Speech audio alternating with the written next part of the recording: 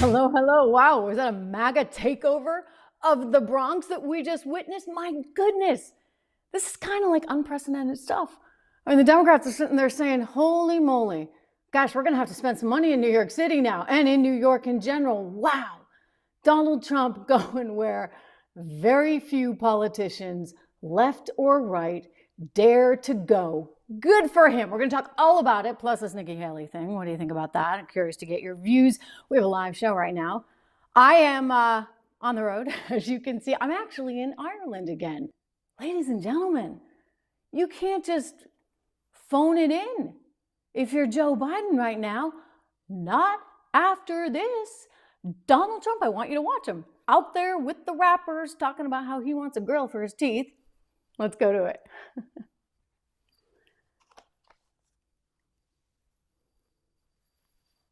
Here as well as rapper Chef G. Does everybody know Chef? Where is Chef G? Where is he? Come on up, fellas. Rapper Sleepy Hollow.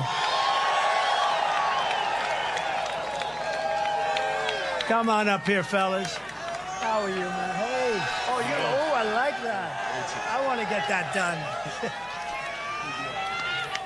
President Trump, oh man. One thing I want to say. One thing I want to say. They always gonna whisper your accomplishments and shout your failures. Trump gonna shout the wins for all of us.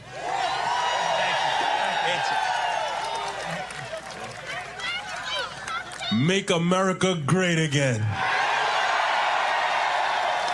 Thank you, fellas. I appreciate it, man. Thank you. Thank you for having me. Thank you very much. That's where I like those teeth. I want to find out where you did. I got to get my teeth like that. I want that to happen to me. Oh my goodness. Well, he does like gold, right? He does like gold.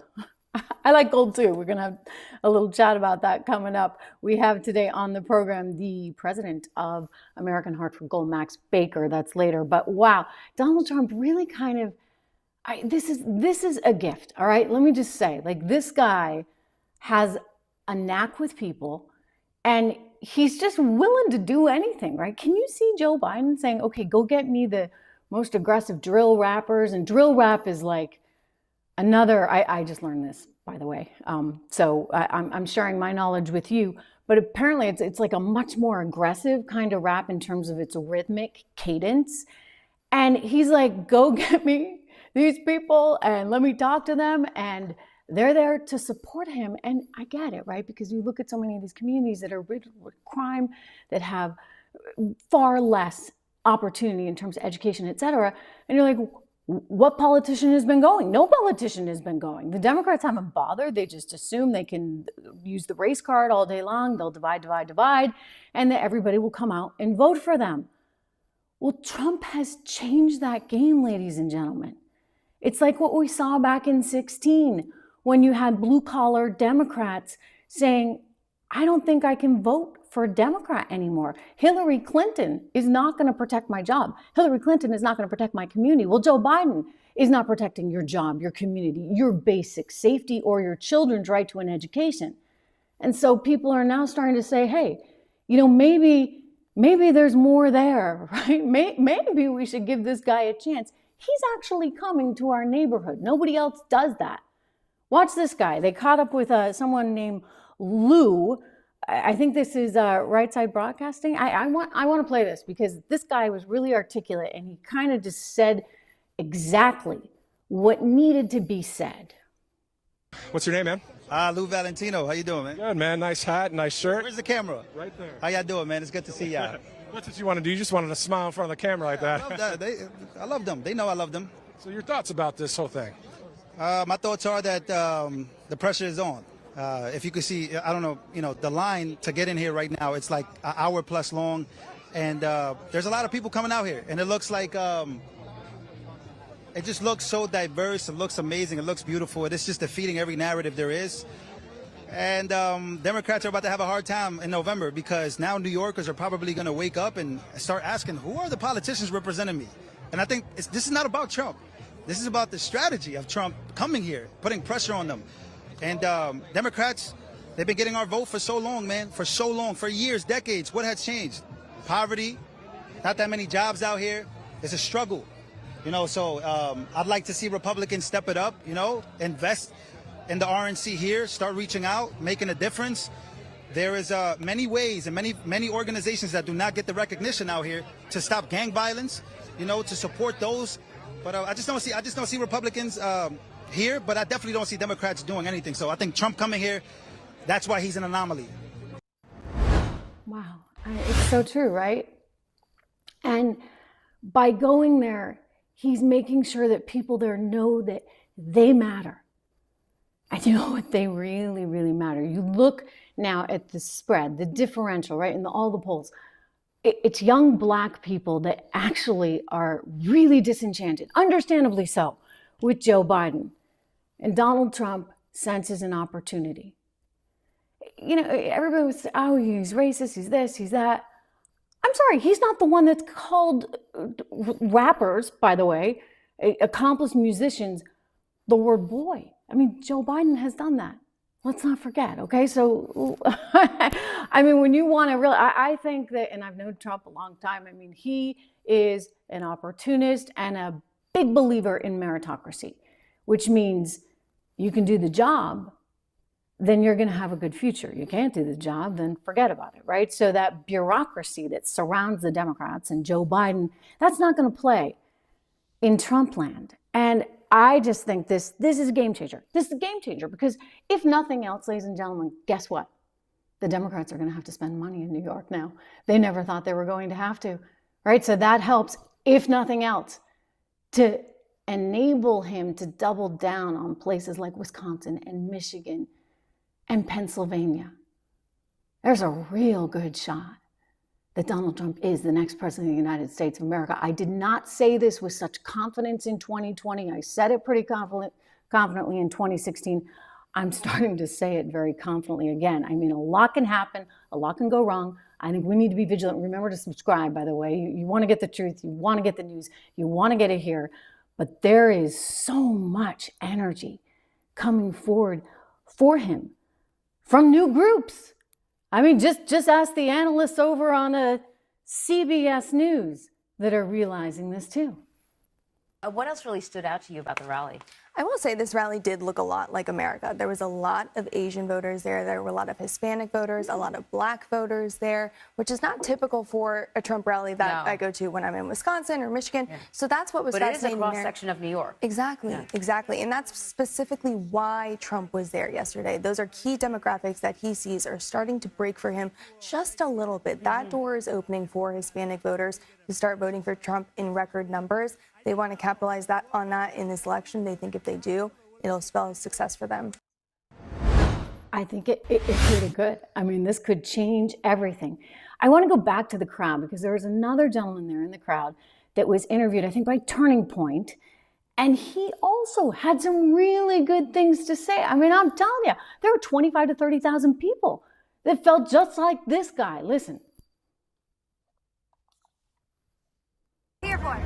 I'm here to watch the Trump gathering rally here. What do you think about him being here? I think it's great. Okay, so he thinks it's great. He thinks it's great. From what I know, this is the first time president has actually came to the hood.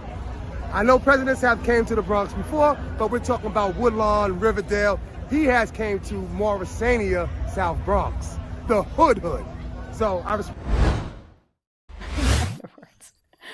The places no one else goes. Leave it to Trump. My gosh, you know what? This is fantastic. It's fantastic because I care. I care about every community and every group, and I want to make sure that everybody gets opportunity. And it really hurts me when I see so many places in America where, they'll say, oh, it's racism. But I'm like, no. There's a socioeconomic component to this.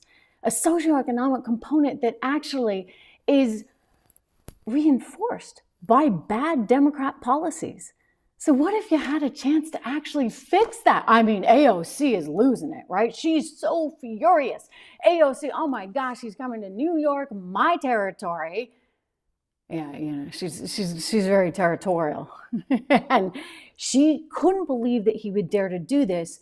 She also said something else which was kind of interesting. She was trying to make the point, oh, he's only there because, it's the only place he can go. I guess that would basically reinforce what everybody thinks, which is that he's not allowed to campaign because they've left him in court 4 out of 5 days a week. Watch this. And by the way, he's doing it in the South Bronx not to make a point, but because he's got court. And the man practically has the legal version of an ankle bracelet around him, and he can't leave the 5 boroughs because he always has to be in court. And so it is truly an embarrassment to him. And I am looking forward to the response of everyday Bronxites talking about how they feel about it. Well, AOC, jealous much? Every day, people in the Bronx were psyched. 35,000 or so actually showed up. I don't know, 25,000, 35,000, 30,000. There were a lot of people there. It's kind of like Wildwood, New Jersey, right? When you had 80,000 plus people that showed up on Mother's Day weekend in a blue state for him. Now you're talking about the Bronx, where if AOC had his way, he would just get booed right out of town. But no, quite the opposite. She did point out that he's got the legal equivalent of an ankle bracelet. Well, who did that? 91 counts against him, right? We learned this week that the FBI had authorized possibly lethal force when they broke into Mar-a-Lago. Remember, when they went to Mar-a-Lago and they basically needed to recover those documents, and the DOJ was in on this, and the FBI decided, okay, well, we can use lethal force. Lethal force? They're trying now to say, and I don't doubt this, that it's just standard operating procedure. Yeah, okay. He's the former president of the United States of America.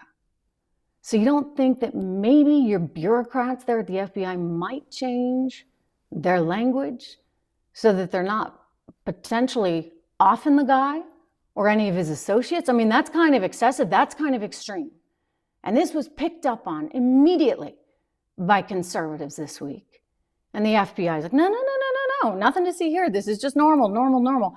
Again, I would just say, this was not a normal situation. It was the former president of the United States. Why would you be signing off on the possibility, even the sheer possibility, of ever having to use lethal force? That's not okay. It's simply not okay. Well, James Comey, remember him? He wants you to know it is okay, and the FBI is great, and the FBI needs to keep doing what it's doing, and the only way it can keep doing what it's doing is if Joe Biden wins again, because Trump will destroy it. Oh yeah, that's why you're going to have to vote for Biden.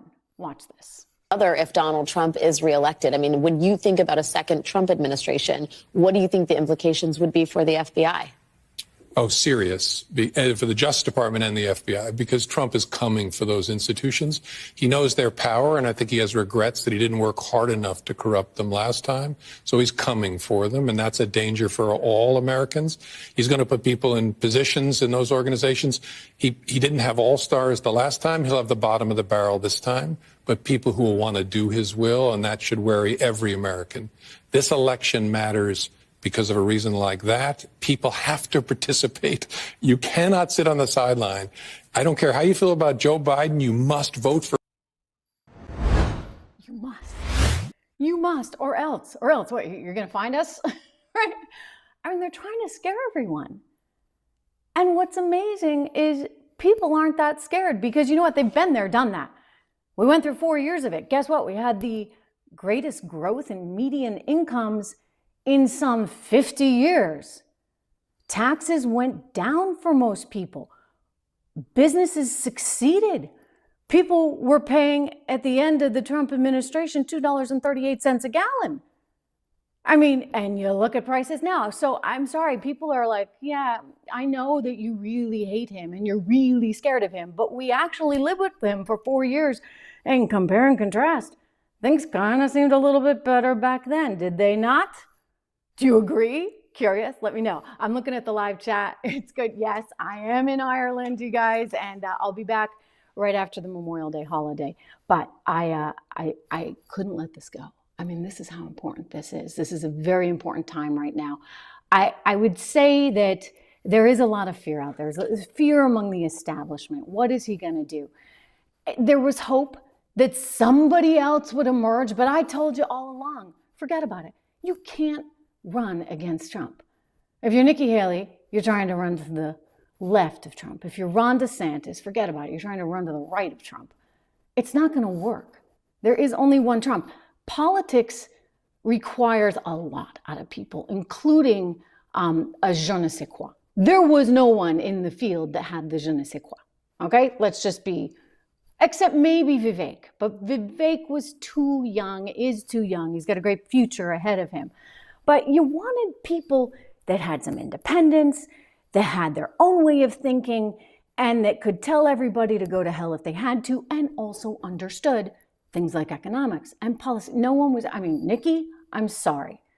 I'm going to tell you my personal impression of Nikki Haley. I'm sure she's a lovely woman. She is a career politician. And that makes me nervous. Just like it makes me nervous when I see Joe Biden or Barack Obama or Hillary Clinton. I do not like career politicians. Ron DeSantis actually makes me nervous for the same exact reasons. These people need to stay in business, so to speak. And they have no other business other than politics. So she was out there running probably because a group of people put her up to it and her ego was big enough to think that she could actually succeed.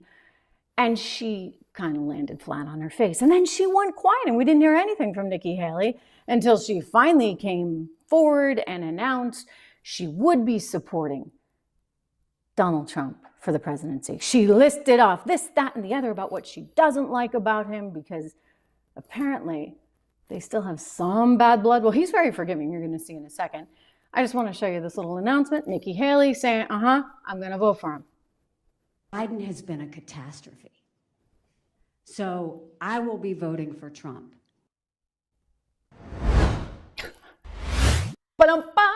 That was it. I mean, she didn't say anything good about him, just that Biden is a catastrophe.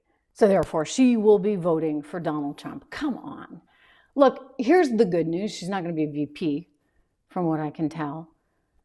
And the other little bit of good news is maybe for those that had some concerns about him, they feel like, okay, she's back in the fold and she's more of the stereotypical rhino type. So maybe you bring in some of those people and you call it a day. Like, can you unify the party over this? I thought this was really interesting. So Donald Trump did an interview with a local news reporter, just a local news reporter, News 12, out there in the Bronx. That was smart too. And he spoke to her about Nikki Haley while at the rally. Take a listen. A big night last night. Nikki Haley making her first public remarks since dropping out of the race. She said that Joe Biden has been a catastrophe, and she said she's voting for you. I'm sure those were welcome remarks for you, but it also left a lot of people wondering, is there room for her on your team, or better yet, your ticket? Well, I think she's going to be on our team because we have a lot of the same ideas, the same thoughts. I appreciated what she said. You know, we had a nasty campaign. It was pretty nasty, but she's a very capable person, and I'm sure she's going to be on our team in some form.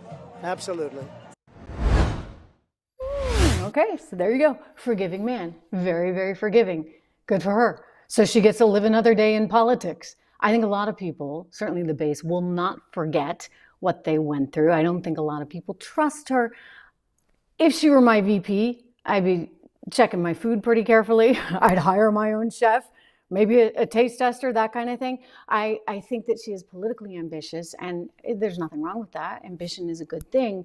But the problem is, and this is partly why everybody's so darn sick of politicians, is that you start to say, well, what do you really believe? Like, who are you? One day you're this, the next day you're that. One day you can't stand Trump, and the next day you're going to support him only because, you know, the alternative is so bad. I mean, I get it, but I don't. And I think that he's going to give her something, but I think in terms of her overall political future, she's still going to face some challenges. Still going to face challenges, as she should, right? As she absolutely should. You know, again, this economy that we're dealing with, It's not in a good position. Our border is not in a good position. Our inflation scenario is terrifying. And this week we got more news on the inflation front. Well, Joe Biden thinks just before the election that maybe he can help offset these higher oil prices by closing a Northeast reserve facility and grab 1 million barrels out of that Northeast reserve. 1 million barrels. You know, this is kind of like an SPR move, Strategic Petroleum Reserve. We have that oil set aside for a rainy day. This isn't technically an SPR, but it's still the government's oil, and he's going to take it and he's going to flood the market with it in hopes of reducing oil prices right before the election. Instead of actually having policy to encourage our energy independence so that we actually have a shot at having lower energy prices throughout a 4-year term, not just when the political polls are really showing how much you're suffering. I mean, this is really shameful. So again, he's shutting down or taking 1 million barrels from this Northeast reserve, all because he wants to lower prices at the moment. He's like, oh, isn't this great? You know, look what I'm doing. Look what I'm doing. I'm like, what are you doing? That should be there for when we need it. Because at some point, Joe, we will. Especially if we stay on this current trajectory. I mean, the answer is you need to start drilling. The answer is you need the Fed to stop printing. You need the government out of the way, which is why I think it's really, really important right now that you think about diversification. I was looking at gold prices. I mean, we're still nearing all-time highs here. It's just absolutely incredible. Not entire. I mean, like, you know me, I like gold. In fact, you can go to Trish Loves Gold and find out more about how much I like gold. TrishLovesGold.com. Anyway, we're at $2,400 an ounce. And the expectation is that central banks are going to continue all this buying for a variety of reasons. I spoke recently with the president of American Hartford Gold, Max Baker, and we had a fascinating conversation. So I loved what he had to say, even about how these countries out there are trying to diversify, if you would, away from the US dollar. And so they're out there buying. You combine the fact that we just got a ton of money printing and that's not stopping. I asked him a little bit about the Federal Reserve. Fascinating conversation. Let's roll this tape. Max Baker, president of American Hartford Gold. Thank you so much for joining us today. Thanks for having me. So we get a lot going on. Everybody's looking at gold prices going, wow. I mean, new highs almost every week. It's pretty incredible. What's driving this fundamentally? Like, take a step back for a moment and walk us through why we're seeing this kind of upside in gold at this moment in time, Max. You're seeing multiple drivers right now, awful lot of money printing going on since 2020. That's starting to really take effect. You're seeing, you know, obviously a couple wars going on, major wars going on. That's pulling, you know, forcing gold upward. And then central banks buying at the fastest clip in 55 years. So you've got a couple drivers there moving gold upward. And I think we're just in the first inning of this rally. So we're just getting started. You say the first inning. I mean, I hate to be all doom and gloom, but I think that's part of the story. I think there's a practicality too, and there's always been a practicality to gold for thousands of years. But when you look at sort of the fundamentals, right, in this economy, and you see how much every politician, by the way, on both sides, loves to spend, and you look at that good old debt to GDP ratio, which I like to look at. I think we got a great chart, and you can see, Max, how much it has grown over the years. And I think you can project that it's going to continue. I mean, if we stay at this pace, and there's nothing to suggest that it's going to be anything but that, then I suspect that that debt to GDP ratio is going to continue to grow worse, making us increasingly sort of, I don't know, like an emerging market, banana republic kind of economy. That's what it looks like right now. And, you know, you're not the only one warning about that. You've got, you know, some big players like Jamie Dimon warning about that. You got the chief strategist at Bank of America warning about that, Michael Hartnett. Across the board, people are very, Larry Fink, across the board, people are very concerned about the debt, a $2 trillion deficit. We're printing another $1 trillion every 100 days right now. Amazing. I mean, it's amazing. And there's no sort of will to stop it, if you would, which is pretty pretty concerning. But I guess it's in part sort of, we're in this new era. There's all this talk of MMT. Why do we have to be responsible? And then you get people like this. I want to show you, this is the former head of the House Budget Committee, a representative from Kentucky. He recently retired, but here he is in the summer of 2021 trying to convince everyone that it's no big deal. You can just print and print and print and print because, quote, we're like the banker in Monopoly. We print the money, everybody else just plays the game with it. Listen to this. So then the question comes, if you can't find the resources to do it, what do you do? And this is part of a much longer topic that I'm not going to discuss today, but it's about making some recommendations. One is, we don't need to find ways to take money from people to pay for what we need to do for people. In this country, because we issue our own currency and because we borrow and spend in our own currency, we can pay for whatever we want to pay for. We just tell the Treasury to pay the bills. You write the checks and the bills come in. And you say, well, what about the debt? $28 trillion. Are you piling it on our grandkids? No, we're not. We're not. This is standard, I will say, conservative rhetoric, and even some Democrats parrot it. Oh, we're putting it on our kids' credit card. We've been accumulating debt in this country for 230 years. Not one person has ever been asked to pay for his or her grandfather's profits, right? Never happens. The famous thing is, I'm sure, when the national debt reached $1 billion under Abraham Lincoln. I know they were saying it when it reached $1 trillion under Ronald Reagan. I heard all that stuff back then. So $1 trillion under Reagan, it's now 28 trillion. Has anybody been asked to pay part of that debt? No, because we don't have to. But again, we have sovereign currency. We are not like businesses. We are not like families. We are not like state governments. We are not like local governments. We don't have to balance a checkbook. We are like the banker in Monopoly. We create the money, we hand out the money, everybody else plays the game with it. We don't have to balance a checkbook. What do you think about that? I understand the concept of what he's saying, but there's consequences for money printing.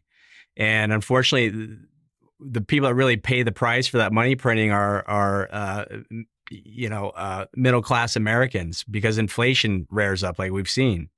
We've increased the M2 money supply from 15 trillion to 22 trillion in 4 years from 2020 to 2024.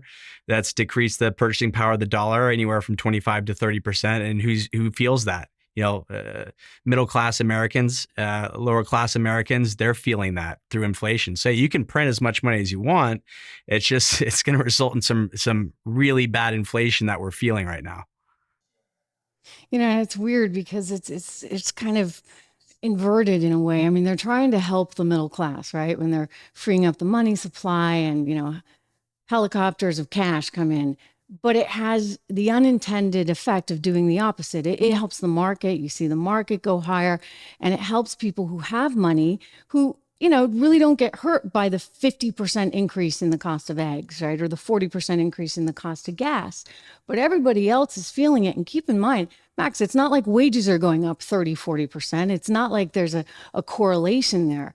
So yeah, it's hurting the middle class pretty darn badly. And, now we're seeing a lot of people starting to call it out. And I suspect, as we started this interview, this is so much of what is driving gold, right? Because if you can't trust the US dollar, you can't trust the US government to be responsible with their money printing, then what do you do?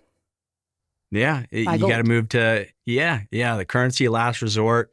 Been around for thousands of years, and really, gold is staying the same. It's just costing more dollars to buy 1 ounce of gold now. I think the producer has a great chart of the money supply versus the price of gold, which I'd like to show to you and to the viewers here, because I think this is really kind of relevant. You look back in years like 2010, 2011, even into 2012, and you see that gold prices were quite high, but the money supply or the monetary base was not as high as gold prices. And now you look at where we are today, and it seems as though those things are coming much more into alignment. And I say that, I guess I point it out just because when people look at gold, and, you know, I understand, like any of these investments, and I'm no one's investment advisor, so I'm not telling people what to do, but I understand, like, it can be a little nerve-wracking. I find this chart, myself anyway, I've showed it before, to be somewhat comforting. What do you make of it? I completely agree. And this chart here is why nearly every major investment bank out there is calling for gold to be significantly higher by the end of the year and on through next year. It's charts like this. It's supporting the price of gold. And really, you know, from 2008 to 2011, the dollar, you know, DXY pulled back significantly from 90 down to about 70. And it took the dollar going down to about 70 basis points for gold to be at an all-time high of 1,900 at that time. Right now, we've got the dollar at 107 against other currencies. It's sky high. And I'll tell you why that's good for gold.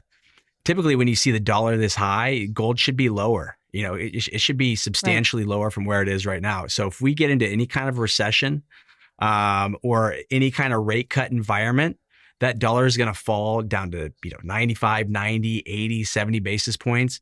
And you're going to see the price of gold shoot up to, you know, 2,500, 3,000, 3,500, UBS, 4,000.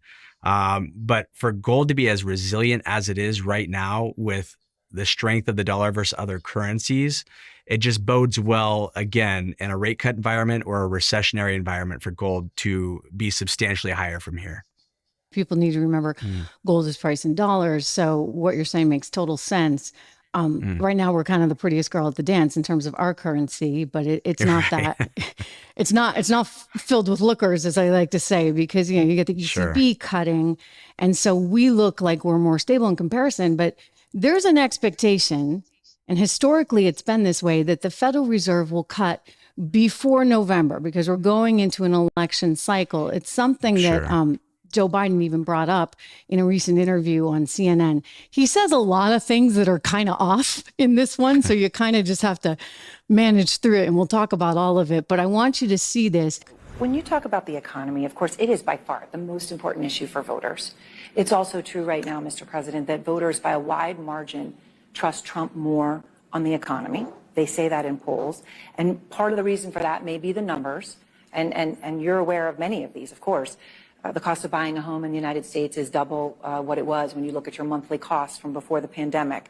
Real income, when you account for inflation, is actually down since you took office. Economic growth last week, far short of expectations. Consumer confidence, maybe no surprise, is near a 2-year low. With less than 6 months to go to Election Day, are you worried that you're running out of time to turn that around? We've already turned it around. Look at the Michigan survey. For 65% of the American people think they're in good shape economically. They think the nation's not in good shape, but they're personally in good shape. The polling data has been wrong all along. You know, how many, you guys do a poll at CNN, how many folks you have to call to get one response? The idea that we're in a situation where things are so bad, the folks that, I mean, we've created more jobs. We're in a situation where people have access to good paying jobs. And the last I saw, the combination of the inflation, the cost of inflation, all those things, that's really worrisome to people with good reason. That's why I'm working very hard to bring the cost of rentals down, to increase the number of homes that are available. But let me say it this way. When I started this administration, people were saying there's going to be a collapse of the economy. We have the strongest economy in the world. Let me say it again, in the world. Although GDP last week was far short of expectations. Oh, it wasn't. Look, GDP is still growing. Look at the response of the markets. Overwhelmingly positive. Overwhelmingly positive. And one of the reasons why people feel good about it not being as strong as it was before is they believe that the Fed's going to respond. They hope they're going to get a rate cut. Yeah. Well, so, but I mean, no president's had the run we've had in terms of creating jobs and bringing down inflation. It was 9% when I came to office. 9%. But look, people have a right to be concerned. Ordinary people, the idea that you bounce a check and you get a $30 fee for bouncing the check, I changed that. You can't charge more than $8 for that. or your credit card, your late payment, $35. I mean, there's corporate greed going on out there. That's a really tough watch. I won't bore you with that, but I have a whole theory. It's politically expedient for him to say corporate greed, but I've actually looked at these numbers, and these big box retailers, they're actually seeing thinner profit margins. Why? Because they're hit with inflation too. Like, it's tons of inflation. He said he inherited 9% inflation. I don't think that's the case, Max, right? He inherited 1.4% inflation, and he inherited the strongest economy, in the world. And the CNN gal from CNN kind of hit the nail on the head. Americans are concerned because their dollar's purchasing power has gone down substantially the past 4 years, and their wages haven't gone up, haven't kept pace. And so everyone's feeling it, unless, you're in the top 1% and you have a big stock portfolio. But, if you're middle America, just trying to earn ends meet, it's tough sledding out there. So, I think it's important for people to think about as they try and position themselves for retirement, as they try and position themselves for hopefully a day when they're not working as much. It's one thing to save and invest, and that's all important. But I'm a big believer in diversity, and I think this is kind of a worthwhile, I'll just say it. I think I do it myself. I invest in gold because it's a diversification tool that I feel that I need in my portfolio, so that I know that all those dollars I'm saving up, right, are one day going to be worth as much as they should be in this inflationary environment. Is that how people should be thinking about it? Yeah, gold is just a great diversification tool. It's a hedge. It's an insurance policy. And it's certainly with what we're up against right now, with kind of the war on the dollar, with all the printing that we're doing, the debasement, devaluing of the currency, you don't want to be in all dollar denominated assets. So if everything you have is priced in the dollar, you want something that has the inverse relationship to that. And, not a substantial amount, but again, just enough of an amount to be an insurance policy on the rest of your holdings. Let me just ask you too about silver, right? Because a lot of people and a lot of the viewers on the show are like, "Oh, I can't swing it." They can buy bits and pieces. It's not like you have to buy a gold coin or a gold bar. But if they're saying, "I want to get in and I want to just get my feet wet in a less sort of way," is silver that? I look at the upside in silver, and I assume that that's kind of tied to it's what we're seeing with gold. Yeah, so silver is a great investment right now, and it's up floating around $28. It's up about 30% since October. And gold always is kind of the first. Yeah, gold's always kind of the first to move, and then silver reacts after. I feel like silver is wildly undervalued right now, and it's not even close to its all-time high of $49 an ounce. Why? I'm sitting at 28. It's coming. That dollar strength that we talked about, the DXY being so high, once that falls in a recession or a rate cut environment, you're going to see silver take off. And gold, $2,400 an ounce right now, silver, $28 an ounce right now. If you're just looking to dip your toe in the water and take part in some kind of a hedge insurance policy, silver would be a great way to get started for you. Do you have any, I don't want to put you on the spot because I think it's not really fair to say, what is your price point for gold? But as we go into the election, as we go into maybe a rate cut from the Federal Reserve, do you have any numbers you're putting forward? If we get any kind of a rate cut, we'll be around $2,700 an ounce, which will be a pretty nice increase from where we're at right now, floating around $2,400.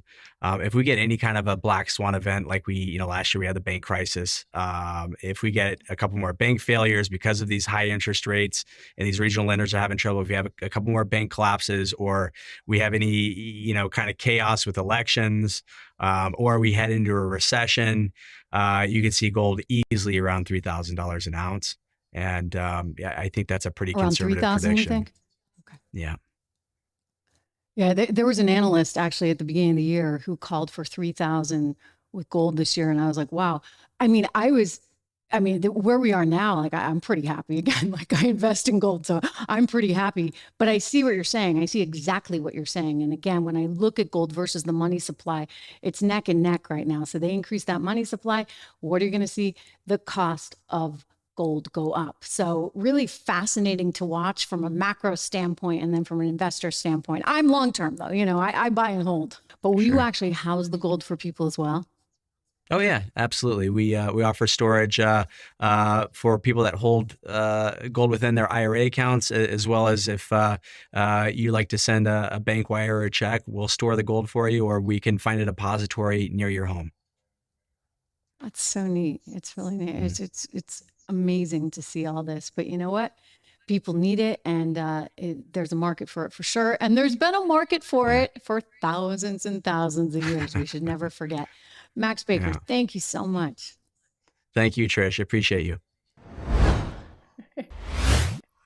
So why not wonk out on the Friday before Memorial Day, right? I appreciate Max's time for sure. And of course, the sponsorship of that wonderful company. You can check them out at Trish Loves Gold. I know you'll remember that. And if you are interested in purchasing gold, you can actually get up to $15,000 in free silver. You just text Trish, my name, to 65532. So I'm here for the weekend. I'm going to see some family. I'm going to do a little bit of reporting. I just want to kind of understand what's going on here, because the more I talk to people, I'm hearing like very, very similar stuff. Immigration is a big problem. You've probably heard our friend Nigel Farage, right, talk about what's going on in the UK. Ireland is actually suffering from very similar issues. They've just instituted something. If you want a government job in Ireland, you have to be able to speak Irish, because they want to make sure that Irish people are actually able to qualify for some of the best jobs. I was kind of laughing because, we still won't even say that English is a national language. Well, they're doing their part to try and figure out how to navigate these really difficult times. They don't have as many as we do, but they're also struggling with immigration.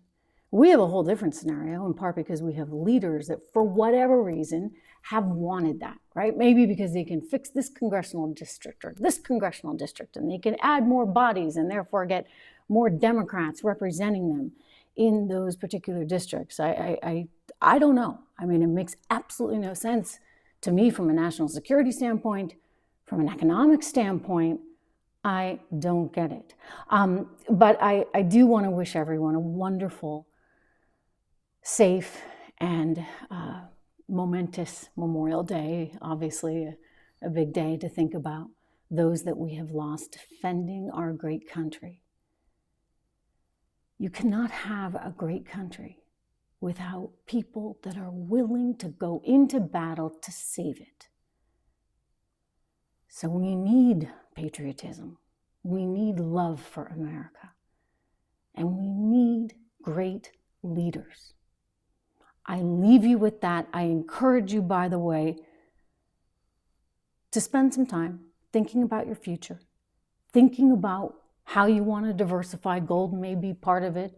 You may have other interests. We've got a lot of other things you can take a look at in addition to gold. We're big believers in gold over at 76 Research, but I encourage you to go there because they have a discount. I'll tell you about that before I leave. Rob just sent this to me. I said, we ought to do something for Memorial Day, right? Okay. 76 USA 20. 76 USA 20. It's for 20% off. 76 subscriptions at 76research.com. So go check out the model portfolios.